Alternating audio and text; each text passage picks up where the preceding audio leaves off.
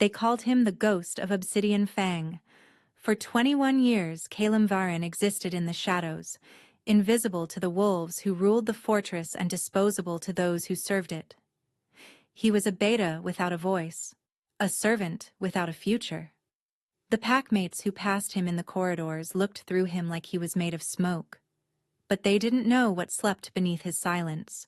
They didn't know that his bloodline carried a secret so dangerous it had been buried for 3 generations. When the visiting princess glanced at him across the crowded hall and whispered 5 careless words to her handmaiden, she didn't just bruise the Alpha King's pride. She lit a fuse that would burn down an empire. He's actually kind of hot. That single sentence unleashed a monster. Not the Alpha King's rage, though that came swift and brutal. No. It awakened something far older, far more terrifying, and sleeping inside the ghost himself. The beta is rising, and the king is about to kneel. The servants' quarters of Obsidian Fang Keep sat beneath the eastern tower, a maze of narrow corridors that never saw sunlight. The walls sweated with condensation. The air tasted of mildew and resignation. Kalimvaran woke before dawn, as he did every morning, to the sound of boots thundering overhead. The warriors were drilling. Somewhere above him, powerful wolves were honing their skills for glory and conquest. Down here, in the belly of the keep, Kalim's battlefield was a bucket of cold water and a scrub brush. He was tall for a beta, broad-shouldered in a way that seemed almost accidental, as if his body had forgotten its station. His hair was dark, the color of wet ink, perpetually falling into eyes that were an unusual shade of amber, almost gold in certain light. But no one looked closely enough to notice. Betas were furniture. Kalim was less than that. "Varin!" The bark echoed down the stone hallway. Kalim didn't flinch. He knew that voice too well. Torvik, the head of guard, a thick-necked gamma with a sadist smile and breath that could curdle milk. "The Alpha King wants the Great Hall spotless before the delegation arrives. Every tile, every column. If I find one speck of dust, I'll have you whipped in the courtyard." "Yes, sir." Kalim kept his eyes on the floor. Torvik stepped closer, his boot nudging Kalim's knee. "Look at me when I speak to you, ghost." Kalim raised his gaze slowly.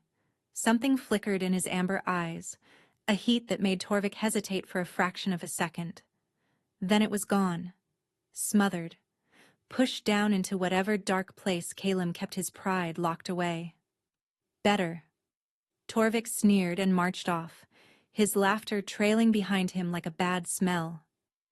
Kalim exhaled slowly and gathered his supplies. The great hall of Obsidian Fang was a cathedral of black stone and iron. Chandeliers forged from wolf skulls hung from the vaulted ceiling, their eye sockets filled with ever-burning flames. Banners displaying the pack's crest, a snarling wolf over a crescent moon, lined the walls. It was a room designed to intimidate, and it succeeded. Kalim worked in silence, scrubbing the obsidian tiles until they reflected the torchlight like dark mirrors. His knees ached. His hands were raw.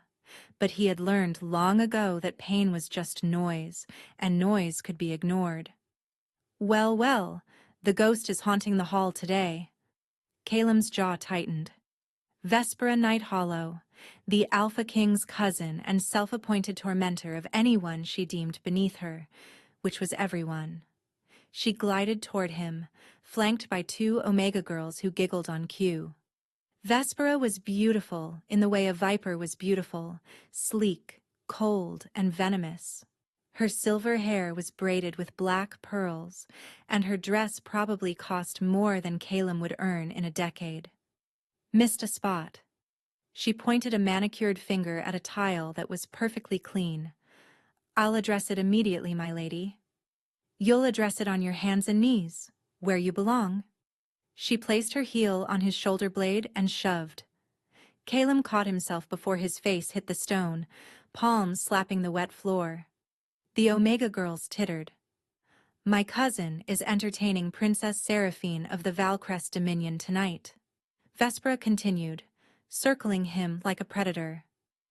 Rumor has it he intends to announce their betrothal.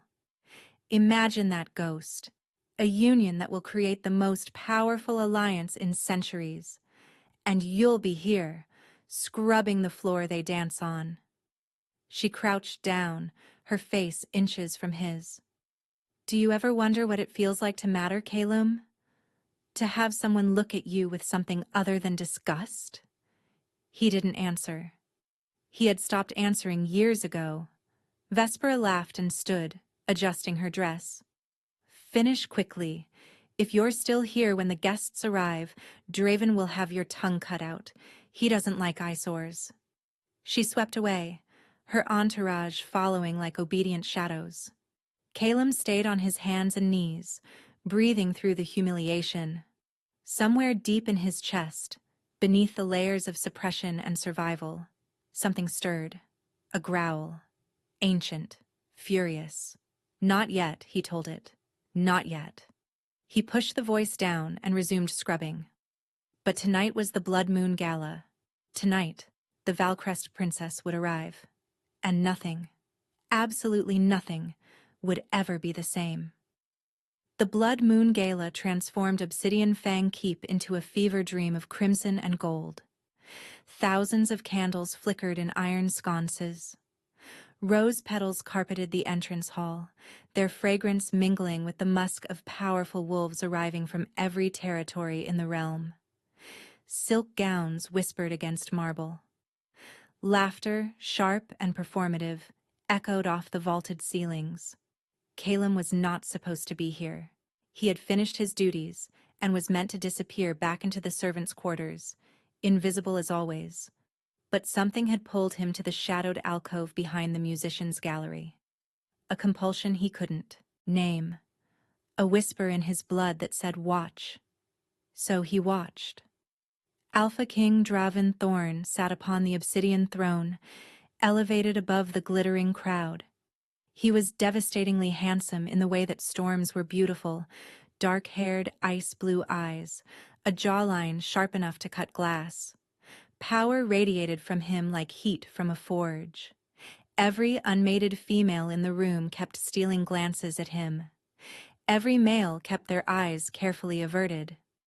Draven was not just an alpha, he was the Alpha King, ruler of the 5 United Territories, a title won through bloodshed and maintained through fear. At 26, he had already crushed 2 rebellions and executed a council elder who dared question his judgment. He smiled rarely, laughed never, and looked at his subjects the way a wolf looks at sheep. Tonight, though, there was a gleam of anticipation in those cold eyes. The herald's staff struck the floor 3 times. Presenting Her Royal Highness, Princess Seraphine Aldrich of the Valcrest Dominion, Jewel of the Northern Realm, and daughter of the White Fang. The crowd parted like water. Calum's breath caught. She was nothing like the cold beauties of Draven's court. Where they were sharp edges and calculated smiles, Seraphine Aldrich was warmth and light. Her hair was a cascade of chestnut waves, crowned with a delicate circlet of moonstones. Her gown was ivory silk that moved like liquid as she walked. But it was her eyes that held him, green as spring leaves, bright with intelligence and something else. Mischief, perhaps, or defiance. She was the most beautiful woman Calum had ever seen, and she was promised to the monster on the throne. Seraphine approached the dais and curtsied with perfect grace. Alpha King Draven, thank you for your hospitality. Princess. Draven rose, descending the steps to take her hand. He pressed his lips to her knuckles, lingering a moment too long. Obsidian Fang is honored by your radiance. Tonight, we celebrate the union of our great houses. The crowd applauded. Seraphine's smile didn't reach her eyes. The festivities began. Music swelled. Couples took to the dance floor. Draven kept Seraphine at his side. one possessive hand on the small of her back, parading her like a trophy. Calem should have left.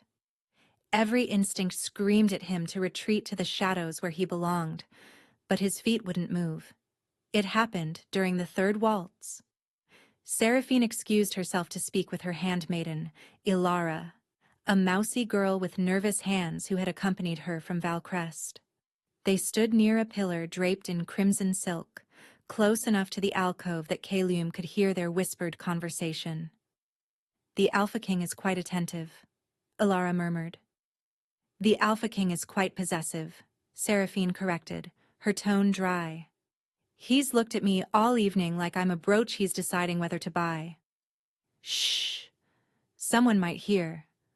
Seraphine's gaze drifted across the room, restless, searching. It passed over the dancing, nobles, the glittering chandeliers, the servants refilling wine goblets, and then it landed on the alcove, on Calem. Their eyes met. A jolt of electricity shot through Calem's chest, so sudden and violent that he nearly gasped. Seraphine's lips parted slightly, her brow furrowed as if she was trying to place him, trying to understand why a servant in the shadows had just made her heart skip. Calem dropped his gaze immediately. "Stupid. Foolish. She's a princess. You're nothing." But Seraphine was still looking at him, her head tilted. The corner of her mouth curved into something almost like a smile. She leaned toward Ilara, her voice barely a whisper, but in a room full of wolves with supernatural hearing, barely was not enough. "That one, by the pillar. He's actually kind of hot." 5 words, casual, almost playful. 5 words that detonated like a bomb. Across the hall, Alpha King Draven Thorn went rigid. His ice-blue eyes snapped toward the alcove, following the trajectory of Seraphine's gaze. They found Calem in the shadows. Recognition flickered, then disbelief, then something far more dangerous. Rage. The temperature in the room seemed to plummet. Conversations faltered. Dancers stumbled. Every wolf in the hall felt the sudden spike in their king's aura, a pressure wave of dominance and fury that made the weaker ones whimper. Seraphine realized her mistake instantly. The color drained from her face. Draven's voice cut through the silence like a blade. "Guards." 2 armored warriors materialized at his side. "Bring me the beta hiding in the alcove." Draven's smile was terrifying, a predator baring its teeth. "It seems we have a rat who's forgotten his place." Calem's blood turned to ice. He tried to run, but the guards were faster. They seized him by the arms and dragged him into the light, throwing him onto the dance floor at the Alpha King's feet. The music died. Every eye in the hall fixed on the servant sprawled on the rose petals, and on the king standing over him with murder in his gaze. "Well, well," Draven murmured, circling Calem slowly. "The ghost of Obsidian Fang. I'd forgotten you existed." He crouched down, gripping Calem's jaw and forcing his head up. "Tell me, Beta, what is it about you that caught my future queen's eye?" Calem said nothing. His amber eyes met Draven's blue ones, and for a single heartbeat, something ancient and defiant flickered in their depths. Draven saw it, and his expression shifted from cruel amusement to cold, calculated hatred. "I think," the Alpha King said softly, "we need to remind everyone here what happens when a rat reaches above its station." He rose to his full height, addressing the crowd with a showman's flourish. "Let the entertainment begin." The guards stripped Calem of his servant's tunic and forced him to his knees in the center of the dance floor. Rose petals stuck to his bare skin. The cold marble bit into his kneecaps. 500 wolves stared down at him with expressions ranging from pity to amusement to hungry anticipation. This was entertainment for them. A break from the monotony of politics and dancing. Alpha King Draven circled him slowly, savoring the moment. 21 years. Draven announced to the crowd. 21 years this creature has lived in my keep, eating my food, breathing my air. And how does he repay my generosity? He paused for effect. By daring to catch the eye of my betrothed. A murmur rippled through the assembly. Seraphine stood frozen near the pillar, her face ashen. Ilara clutched her arm, both of them helpless witnesses. I didn't... Calum started. Draven's boot connected with his ribs. The crack echoed through the silent hall.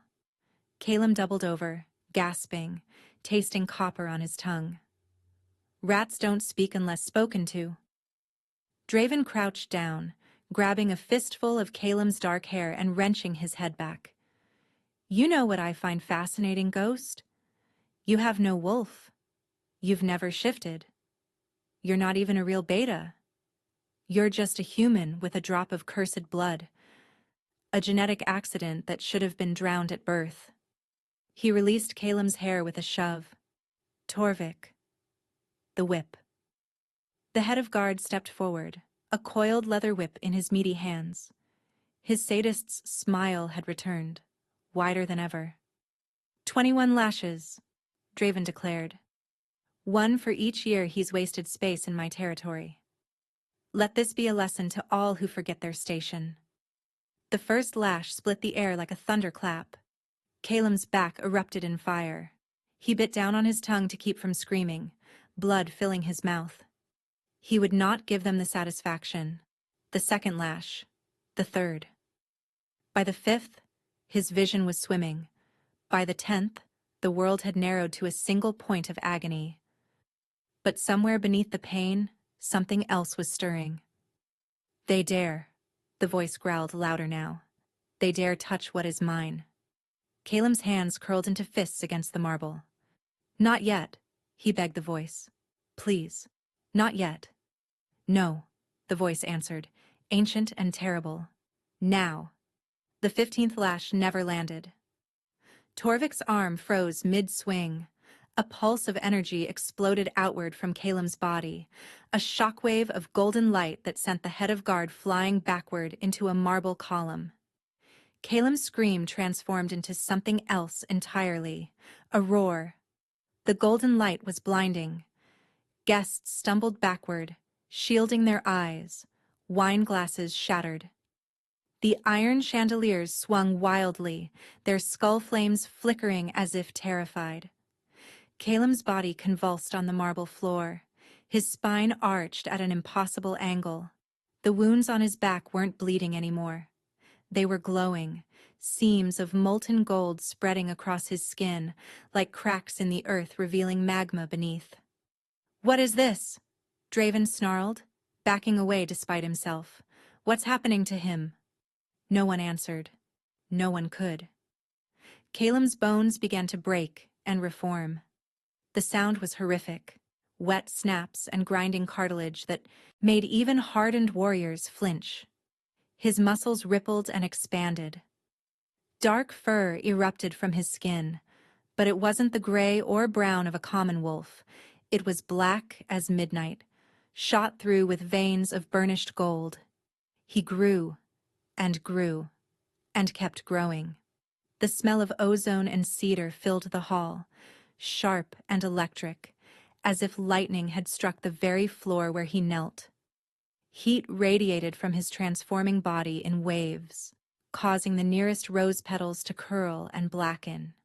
Where a beaten servant had knelt moments before, a wolf now stood. He was massive, easily 8 feet at the shoulder, dwarfing every alpha in the room.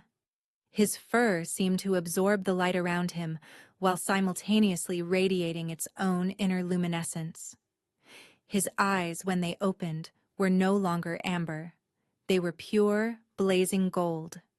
Twin suns burning in a face of shadow. The pressure that emanated from him was suffocating. Omegas collapsed instantly, unconscious before they hit the floor.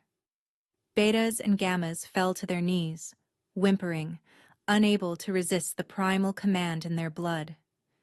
Even the alphas staggered, their wolves howling in submission inside their minds. Draven Thorn, the Alpha King who had never bowed to anyone, felt his knees buckle. He caught himself on the arm of his throne, teeth gritted, veins bulging in his neck as he fought the compulsion. Impossible, he gasped. The Aurelians are extinct. They were wiped out 300 years ago. The great black and gold wolf turned its burning gaze upon the king. You whipped me. The voice echoed not through the air but directly into every mind present. You called me rat. You called me ghost.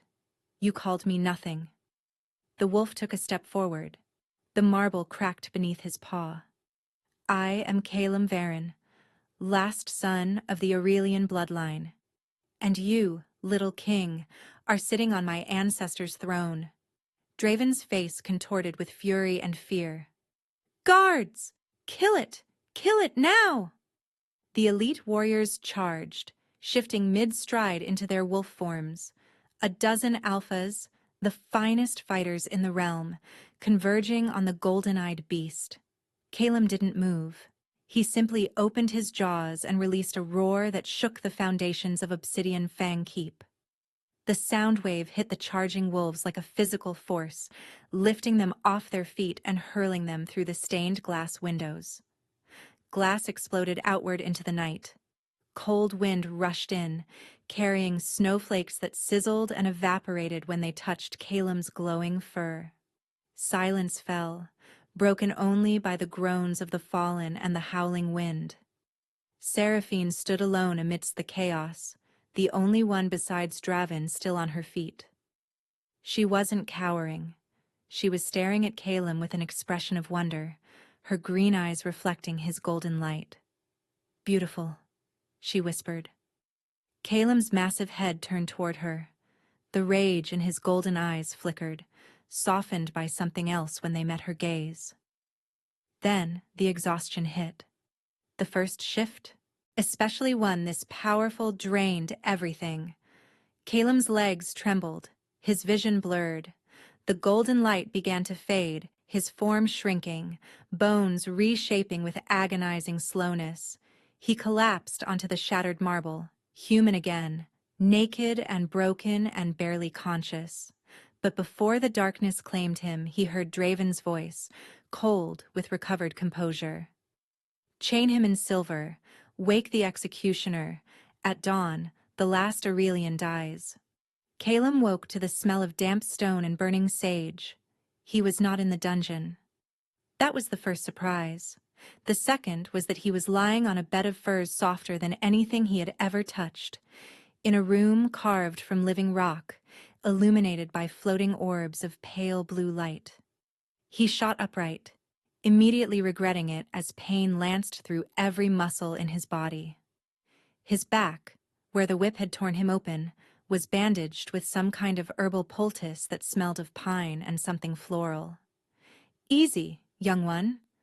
The voice was deep, calm, ancient. Your body has been through a war. Give it time to remember how to be whole. Calem's head snapped toward the corner of the room.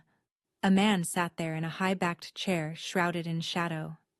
He was old, impossibly old, with a face like weathered oak and a long silver beard that reached his chest. But his eyes, when they caught the light, were gold, the same gold as Calem's. "Who are you?" Calem demanded, his voice hoarse. "Where am I? How did I—" One question at a time. The old man rose, moving with a grace that belied his apparent age. He wore simple robes of gray wool, but there was nothing simple about the power that radiated from him. "My name is Mordecai Varen. I am your great-grandfather. And you are in the Sanctuary of the Forgotten, a place that does not exist on any map and cannot be found by those who wish us harm." Calem's mind reeled. That's not possible. I was told my family were low-ranking servants, that my parents died in a border skirmish. Lies, Mordecai said, settling onto the edge of the bed. Necessary lies, told to protect you. Your father was my grandson, Aldrich Varen, true heir to the Aurelian throne. Your mother was Lysara of the Embervale, a princess in her own right. They were murdered by Draven's father when you were 3 months old. I spirited you away and placed you in Obsidian Fang, hidden in plain sight. Your wolf sealed so deeply that even the most powerful trackers couldn't sense your bloodline. Sealed? Calum touched his chest, remembering the voice, the power, the explosion of golden light. A binding ritual, old magic, designed to keep your wolf dormant until you were ready, or until extreme trauma shattered the seal prematurely. Mordecai's expression darkened. Those fools. If they had simply ignored you, you might have lived your entire life as a ghost. But they couldn't resist breaking what they saw as weak. Their cruelty was their undoing. Calum struggled to process the enormity of what he was hearing. The Aurelians ruled before the Thorns? The Aurelians ruled for 2,000 years, Mordecai corrected. We were the chosen of the sun god, counterbalance to the moon goddess's children. Our wolves carried the light of dawn in their veins. We didn't just lead the packs, we protected them, united them, and loved them. But the Thorns wanted power without responsibility. They allied with a dark faction and slaughtered our line in a single bloody night. They called it the Purging. We call it the Betrayal.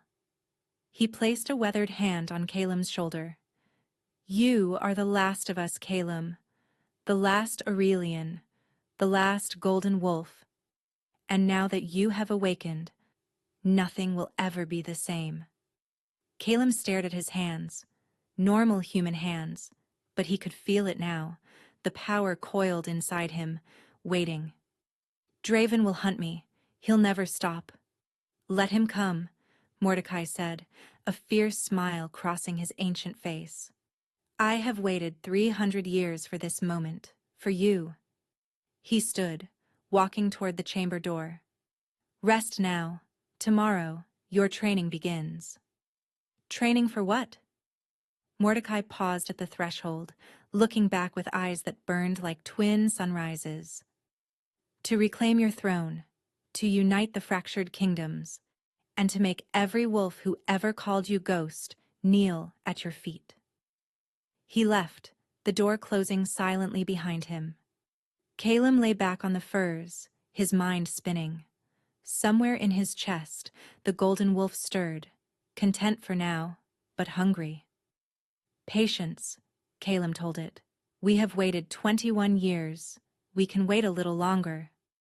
The wolf's response was a low, rumbling growl that vibrated through his bones. Not too long. The girl with green eyes. We will have her. And the false king's head. Outside the sanctuary, hidden in the mountains beyond Draven's reach, a storm was gathering. Lightning flickered on the horizon. And in Obsidian Fang Keep, Princess Seraphine Aldrich sat alone in her guest chambers, refusing to sleep. Unable to forget the golden eyes of a ghost who had turned out to be a god.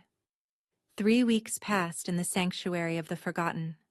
The hidden fortress was carved into the heart of Mount Valdris, a peak so treacherous that even the most ambitious explorers had abandoned attempts to scale it centuries ago.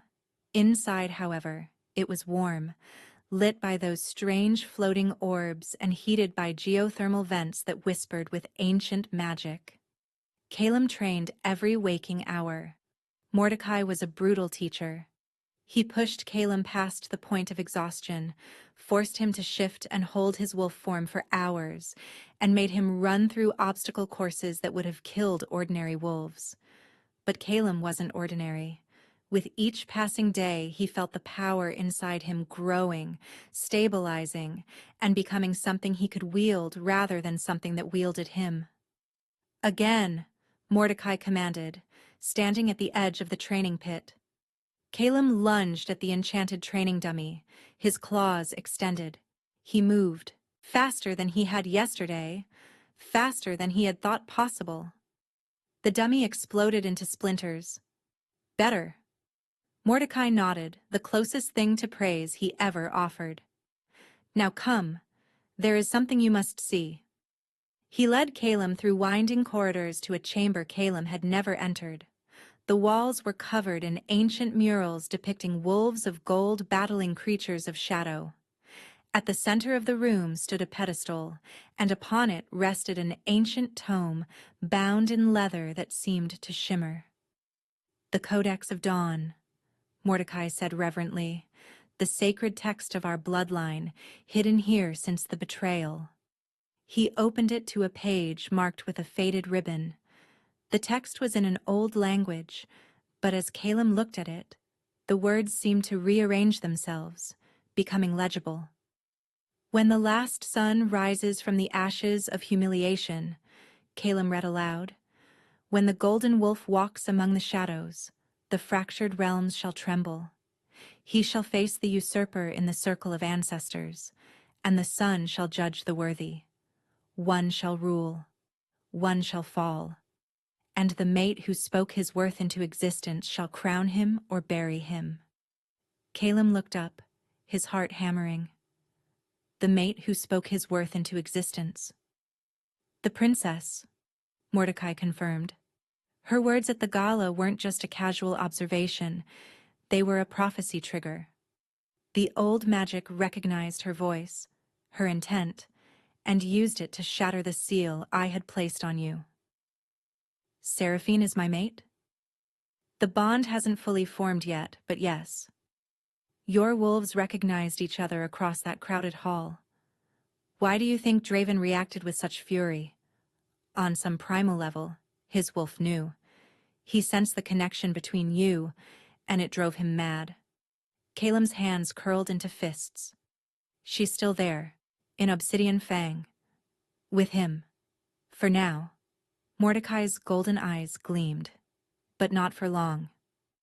Before Calum could respond, a young wolf burst into the chamber, breathless. "Elder Mordecai, a visitor at the eastern gate. She came alone through the Widow's Pass. She shifted and ran in wolf form for 3 days straight to reach us. She's asking for the golden wolf." Calum's blood turned electric. He knew, even before the words left the messenger's mouth. "She says her name is Seraphine Aldrich. And she says she's defecting." They brought her to the great hall of the sanctuary. Seraphine looked nothing like the pristine princess from the gala. Her borrowed clothes were torn and muddied. Her chestnut hair was tangled with leaves and frost. There were scratches on her arms and dark circles under her eyes. The 3-day run in wolf form had pushed her to her absolute limits. But when her green eyes found Calum across the hall, they blazed with fierce determination. "You came," Calum said, stepping toward her. "I ran." She laughed, a raw, exhausted sound. "The moment Draven realized I had witnessed your transformation without collapsing like the others, he locked me in my chambers. He accused me of being complicit in some plot. He said he would break our betrothal only after he had executed you, and I had watched." Her voice hardened. "I broke a guard's nose with a candlestick and climbed out a window." Despite everything, Calum smiled. Resourceful. Desperate. She closed the distance between them, stopping just inches away. "I don't know what's happening between us. I don't understand why I feel like I've known you for 1,000 years when we've never even spoken. But I know that when I saw you on that floor, bleeding, I wanted to tear Draven's throat out with my bare hands." Calum reached up, brushing a leaf from her hair. The touch sent sparks cascading down his spine. "Draven won't let this stand," he said quietly. "He'll come for both of us now." "Let him come." Seraphine's chin lifted. "I'm done being a pawn in someone else's game." Behind them, Mordecai cleared his throat. "I hate to interrupt this touching reunion, but we have a problem. Our scouts report that Draven has mobilized his entire army. He's marching on the Valdris Range. He's invoking the right of sovereign challenge." Calum turned. "What does that mean?" "It means," Mordecai said grimly, "he's demanding single combat with you in the Circle of Ancestors. Winner takes all. The throne, the kingdoms, and the princess." If you refuse, he'll lay siege to the sanctuary. Our defenses are strong, but against 5,000 wolves, we would eventually fall. Then I accept, Calum said without hesitation. Seraphine grabbed his arm.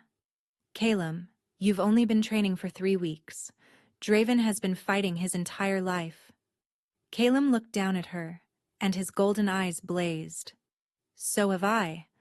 I just didn't know it yet. The Circle of Ancestors was neutral ground, a massive stone amphitheater carved into a valley between territories. It had been built 2,000 years ago by the first Aurelian king as a place where disputes could be settled honorably. The irony of facing the usurper of his throne here was not lost on Calum. 10,000 wolves had gathered on the tiered stone seats. They came from every territory, summoned by the unprecedented nature of this challenge. An alpha king facing a wolf who had been a servant mere weeks ago. A bloodline thought extinct, risen from the ashes. The air crackled with tension and anticipation. Calum stood at the northern entrance wearing simple black combat leathers that Mordecai had provided. His dark hair was tied back. His amber eyes, flecked with gold, scanned the crowd with calm focus. Seraphine stood beside him, her hand clasping his. "Come back to me," she whispered. "Always." He pressed his forehead to hers, breathing her in, jasmine and snow and something indefinably her. Then he released her and walked into the arena. The southern entrance opened. Alpha King Draven Thorn strode out, flanked by his remaining elite guards. He wore ceremonial armor of black steel etched with silver runes. His dark hair was slicked back, his ice-blue eyes burning with cold fury. Behind him walked Vespera Nighthollow, her silver hair braided for war, and Torvik, the head of guard, his arm still in a sling from where Kylum's shockwave had broken it. The crowd fell silent as both combatants reached the center of the circle. Draven's lip curled. "Look at you, the ghost, playing at being a king. 3 weeks of training with a senile relic, and you think you can challenge me?" "I think," Calum said calmly, "that you've spent your entire life taking what doesn't belong to you, my throne, my people, my mate." Draven's eye twitched at the last word. "She was never yours?" "Her wolf disagrees, as does mine." Draven lunged without warning, shifting mid-leap into his massive black wolf. It was a dirty move, attacking before the official start, designed to catch Calum off guard. It didn't work. Calum shifted in a blaze of golden light, meeting Draven's charge head-on. The collision of their bodies shook the amphitheater. Stone cracked beneath their paws. They separated, circling. Draven was fast, experienced, brutal. He had killed dozens of challengers in this very circle. His wolf was pure alpha, bred for dominance and destruction. But Calum's wolf was something else entirely. Draven lunged again, jaws snapping for Calum's throat. Calum twisted, raking his golden-veined claws across Draven's flank. Blood sprayed across the white stone. The crowd gasped, first blood to the Aurelian. Draven snarled, redoubling his assault. He was stronger than Calum had anticipated, his attacks relentless. A claw caught Calum's shoulder, tearing through fur and muscle. Another slash opened a wound on his hindquarters. Calum stumbled, pain flaring through his body. "Focus," his wolf growled inside him. "He fights with rage. We fight with purpose. Feel the rhythm." Calum closed his golden eyes for a heartbeat, centering himself. When he opened them, everything had changed. He could see the pattern of Draven's attacks now, the telegraph in his shoulders before each lunge, the slight drop of his head before each snap. It was like watching a dance whose steps he suddenly understood. Draven lunged. Calum sidestepped, pivoted, and sank his teeth into the back of Draven's neck. The Alpha King howled, thrashing wildly, but Calum held firm. He bit down harder, feeling vertebrae grind beneath his jaws. One more pound of pressure and he would sever the spine. "Do it," his wolf urged. "End the usurper." But Calum hesitated. Killing Draven would make him a conqueror, not a king. It would validate everything the Thorns had done 300 years ago, taking power through blood rather than earning it through worthiness. He released Draven's neck and stepped back. "Yield," Calum commanded, his voice echoing through the minds of everyone present. Draven shifted back to human form, clutching his bleeding neck. His face was twisted with agony and humiliation. "Never," he spat. "I am the Alpha King. I kneel to no one." "You kneel to the Circle," Mordecai's voice boomed from the stands. "By the ancient laws, the challenged combatant who cannot continue must yield or die. Make your choice, Draven Thorn." Draven looked around the amphitheater. He saw 10,000 faces staring at him, saw the fear and disgust in the eyes of wolves who had once trembled at his name. He saw Seraphine, standing at the northern entrance, her hand pressed to her heart. She wasn't looking at him. She was looking at Calum with an expression of such profound love and relief that it shattered whatever remained of Draven's pride. "I yield," Draven rasped, the words tearing from his throat like broken glass. The crowd erupted. Calum shifted back to human form, breathing hard, bleeding from a dozen wounds, but victorious. He turned toward Seraphine, ready to go to her. That's when the arrow struck him in the chest. Calum staggered backward, staring at the black-fletched shaft protruding from just below his collarbone. The crowd's cheers turned to screams. "No!" Seraphine's voice cut through the chaos. She vaulted over the barrier, sprinting toward him. Calum dropped to one knee, his vision swimming. The arrowhead burned inside him, not ordinary iron, but something else. Something that felt like acid in his veins. "Silver-infused wolfsbane," Mordecai snarled, appearing at his side. "Old magic, designed specifically to kill Aurelians." He looked up, scanning the crowd. "There, the archer!" A figure in a gray cloak was fleeing through the upper stands, shoving spectators aside. But before anyone could give chase, more cloaked figures emerged from the exits, blocking the paths. "The Hollow Circle," Mordecai hissed. "An assassination cult. They're the ones who helped the Thorns during the betrayal." Draven, still on the ground clutching his wounded neck, started to laugh. It was a wet, desperate sound. "You didn't think I came alone, did you?" He grinned, blood staining his teeth. "I may have lost the challenge, but you won't live to claim the throne, Aurelian. The Hollow Circle has waited 3 centuries to finish what they started." Vespera stepped forward, and Calum realized with cold horror that she wore a gray cloak clasp, the symbol of the cult. "My family has served the Circle for generations," Vespera announced, her voice ringing across the amphitheater. "We preserved the old poisons, the old weapons, and tonight we end the Golden Bloodline forever." More cultists poured into the arena, surrounding Calum, Seraphine, and Mordecai. There had to be 50 of them, all armed with silver weapons that glinted with that same sickly purple sheen, wolfsbane coating. Seraphine grabbed Calum, pressing her hand against the wound around the arrow. "Stay with me. Don't you dare die." "Wasn't planning on it," Calum gasped. But the poison was spreading. He could feel it shutting down his wolf, silencing the golden power inside him. "There's only one way to burn out the poison," Mordecai said urgently. "But it's dangerous. It could kill you or transform you into something beyond a wolf." "Do it," Calum gritted out.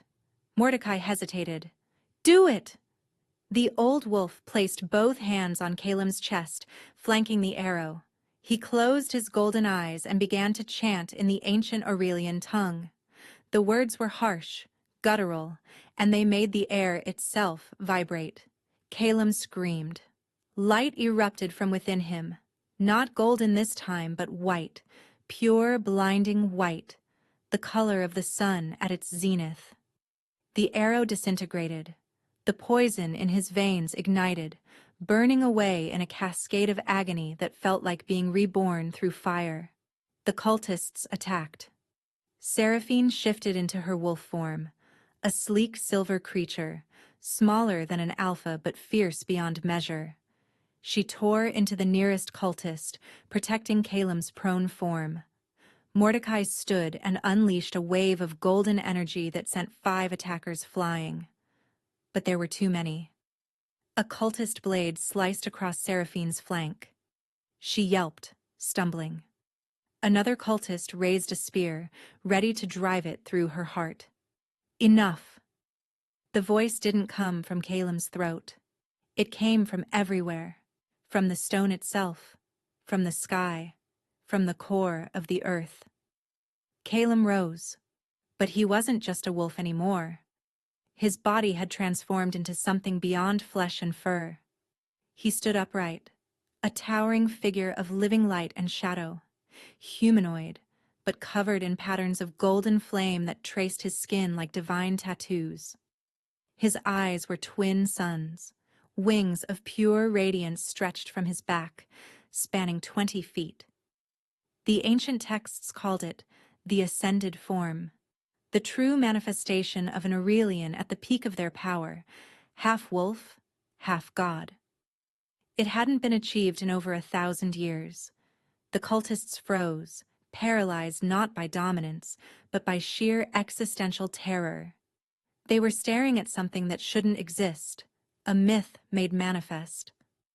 Calum raised one hand. You hunted my bloodline, his voice echoed with layered harmonics. You murdered my parents. You poisoned my childhood. You tried to take my mate. He clenched his fist. Every cultist in the arena dropped their weapons simultaneously. Their hands moved against their will, reaching for their own throats. I could kill you all with a thought, Calum continued. I could burn you from the inside out, turn your bones to ash and your souls to cinders. He opened his fist. The cultists collapsed, gasping, freed from his grip. But I am not you. I am not a thorn. I do not rule through slaughter. He looked at Draven, who was staring at him with abject horror. I rule through justice. Calum descended, his form slowly dimming, the wings folding away, the divine fire receding until he was simply a man again, exhausted, bloody, but unbroken. He walked to where Seraphine lay in human form, clutching her wounded side. He knelt and gathered her into his arms. I've got you, he whispered. I've got you. She laughed weakly, reaching up to touch his face. You're glowing. Only for you. Mordecai approached, his ancient face streaked with tears. It is done. The challenge is won. The cult is broken. Calum Varren, by the laws of the Circle of Ancestors and, by the divine right of the Aurelian bloodline. He dropped to one knee. Around the amphitheater, 10,000 wolves followed. Even Draven, his face a mask of bitter defeat, slowly lowered himself to the ground. I declare you the true Alpha King. The words rang across the valley, carried by the wind to every corner of the realm, and somewhere in his chest, Calum's golden wolf howled in triumph. The coronation was set for the following week at the restored palace of Solhaven, ancestral home of the Aurelian kings. The ancient fortress had been abandoned for 3 centuries, but Mordecai had kept a small group of loyalists maintaining its bones. Now, wolves from every territory poured in to help restore it, eager to curry favor with the new regime. Calum stood on the balcony of the royal chambers, watching the sunset paint the mountains gold and crimson. His wounds had healed, accelerated by his Aurelian blood, but the exhaustion ran deeper than flesh. Soft footsteps approached from behind. You should be resting, Seraphine said, slipping her arms around his waist and pressing her cheek to his back. "So should you." He turned, pulling her close. The gash on her side was bandaged, but she moved without pain. "How are you feeling?" "Like I survived a nightmare and woke up in a dream." She looked up at him, her green eyes searching his face. "Is this real, Calum? A month ago, I was being shipped off to marry a monster. Now you're what?" She bit her lip. "I don't know what I am to you. The prophecy said I would crown you or bury you. That's done. The challenge is won. Maybe you don't need me anymore." Calum cupped her face in his hands. "Seraphine Aldrich, I spent 21 years as a ghost. Invisible. Worthless. And then you looked across a crowded room and saw me." His voice dropped to a rough whisper. "You didn't just break my seal. You broke something far more important. You broke the lie I had believed my entire life, that I was nothing." He pressed his forehead to hers. "I don't need you because of a prophecy. I need you because you are the first person who ever made me feel real. I need you because when I'm with you, the Golden Wolf doesn't just feel powerful, it feels peaceful." Seraphine's breath caught. "Calum, be my queen," he said. "Not because fate demands it. Because I'm asking. Because I love you." Tears spilled down her cheeks. "I love you too. I think I loved you the moment I saw you in that alcove, even though I didn't understand it." She pulled him down into a kiss that tasted like salt water and promises. They didn't hear the door open behind them. "Apologies for the interruption." Mordecai's voice was tight with urgency. "But we have a situation." Calum turned, keeping one arm around Seraphine. "What's wrong?" "Draven has escaped custody. He killed 3 guards and fled into the Thornwood Forest." Mordecai's golden eyes were grave. "But that's not the worst of it. He took something from the vault. An artifact we thought was lost." "What artifact?" "The Eclipse Stone." Mordecai's voice dropped. "It's a relic from the war between the Sun God and the Moon Goddess. In the wrong hands, it can tear open the veil between worlds and summon creatures of pure darkness. If Draven activates it, he'll unleash something worse than any wolf army." Calum finished. Seraphine's hand tightened on his arm. "Can he even use it?" "He's not Aurelian. The stone doesn't require Aurelian blood to activate. It requires sacrifice." Mordecai's face was ashen. "And Draven took Vespera with him." Calum's blood ran cold. Vespera was many things: cruel, ambitious, a traitor. But she was also Draven's cousin. His blood. "She doesn't know," Mordecai added grimly. "He told her they were regrouping to plan a counterattack. By the time she realizes the truth, it will be too late. He's going to kill her to power the stone." "We have until midnight," Mordecai confirmed. "That's when the eclipse reaches its peak. If he completes the ritual, the darkness he summons will consume everything. Soulhaven, the territories, the entire realm." Calum looked at Seraphine. He saw the fear in her eyes, but beneath it, something stronger. Resolve. "Then we stop him," Calum said.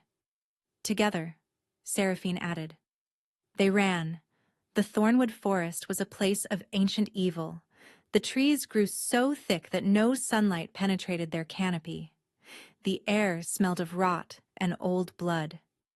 Creatures that were neither wolf nor beast lurked in the shadows, driven mad by centuries of dark energy seeping up from below. At the heart of the forest stood the Black Altar, a ring of obsidian stones older than memory. Calum, Seraphine, and a small strike team of Aurelian loyalists arrived as the moon began to swallow the sun. The eclipse cast the world in sickly twilight.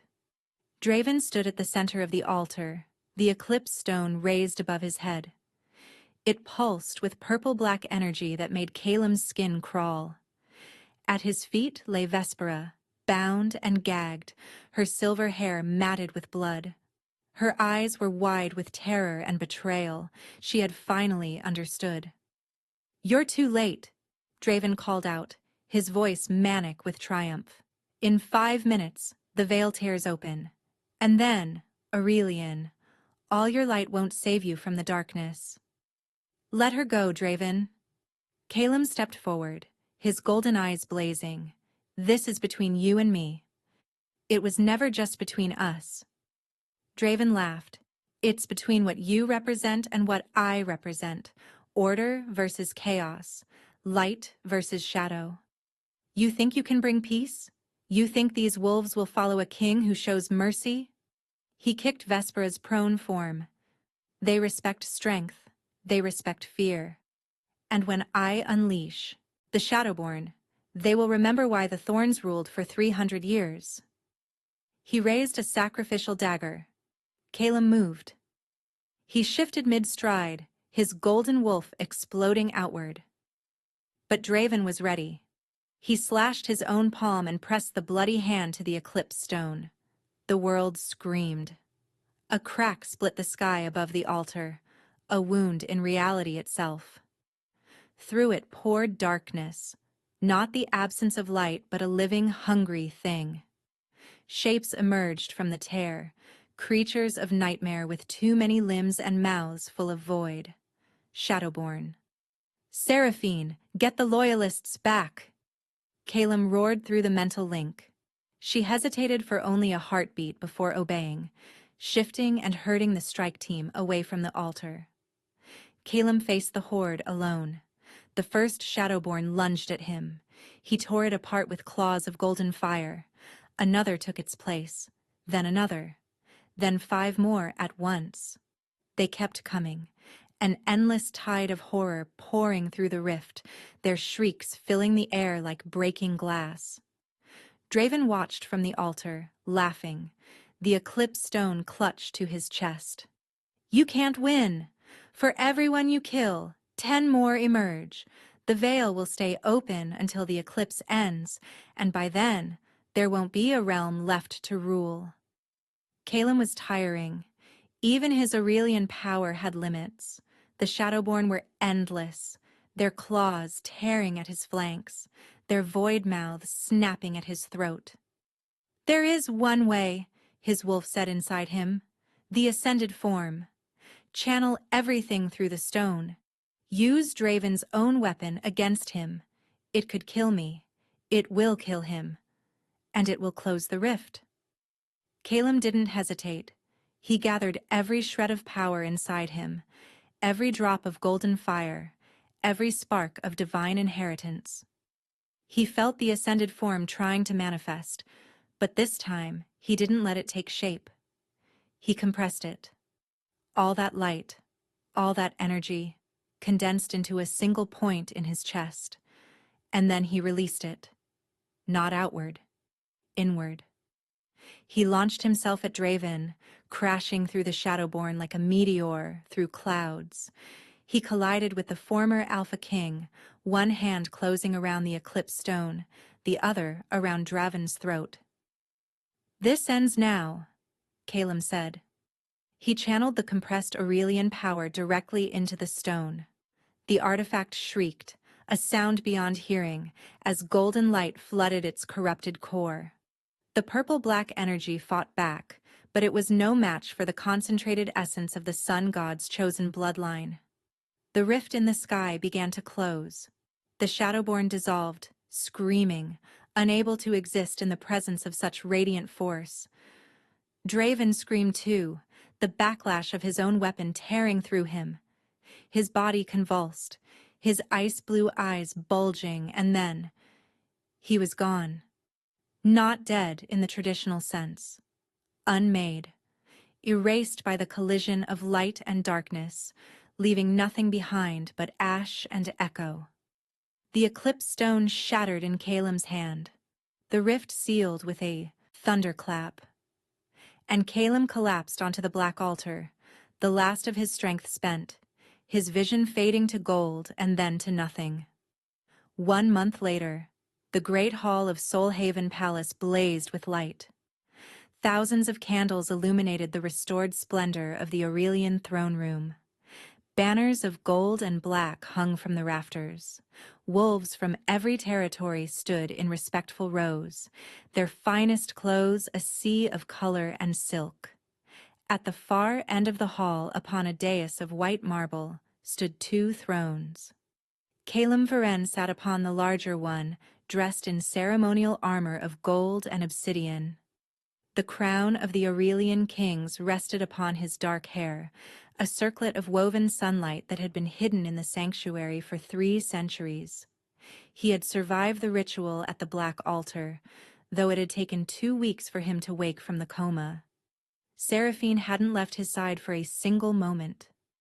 Now she sat beside him on the second throne, wearing a gown of ivory silk embroidered with golden wolves. A matching crown graced her chestnut hair. She was no longer Princess Seraphine Aldrich of Valcrest. She was Queen Seraphine Varen, his mate, his equal. Mordecai stood before the assembled crowd, his voice carrying across the hall. 300 years ago, the Aurelian line was betrayed. Our kings were murdered. Our people were scattered. The usurpers told us that the golden wolves were gone forever. He paused, letting the weight of history settle. They were wrong. He turned and bowed to Calem. Today, we witness not just a coronation, but a restoration. The sun has risen again. The realm has a true king. The crowd erupted in cheers that shook the chandeliers. Calem rose, raising his hand for silence. When he spoke, his voice was calm, but carried to every corner of the hall. I was a ghost, a servant, a thing to be beaten and forgotten. Many of you in this room looked through me as if I didn't exist. He let that truth hang in the air. I don't say this to shame you. I say it because I want you to understand something important. He looked out at the sea of faces. Every wolf matters. Every voice counts. The strength of a pack is not measured by the power of its alpha, but by how it treats its weakest members. That is the kingdom I will build. That is the legacy I will leave. He reached down and took Seraphine's hand, pulling her up beside him. And I will not build it alone. Seraphine smiled, squeezing his fingers. She looked out at the crowd and added, for those wondering, yes, he's actually kind of hot. Laughter rippled through the hall, breaking the solemnity with warmth. At the back of the room, Torvik stood in chains, awaiting judgment. Beside him, the surviving members of the Hollow Circle knelt with their heads bowed. Their fate would be decided by the new court. Justice, not vengeance. Near the front, a familiar figure caught Kylem's eye. Vespera Night Hollow, her silver hair shorn short in penance, wearing the simple gray robes of a servant. Calem had spared her life on one condition. She would spend the rest of her days serving the wolves she had once tormented. She had wept with gratitude when he pronounced the sentence instead of death. She didn't meet his gaze now. She didn't dare. The feast that followed lasted until dawn. Music and laughter filled the palace. Wolves who had been enemies danced together. Old grudges were set aside, not forgotten, but shelved in favor of a new beginning.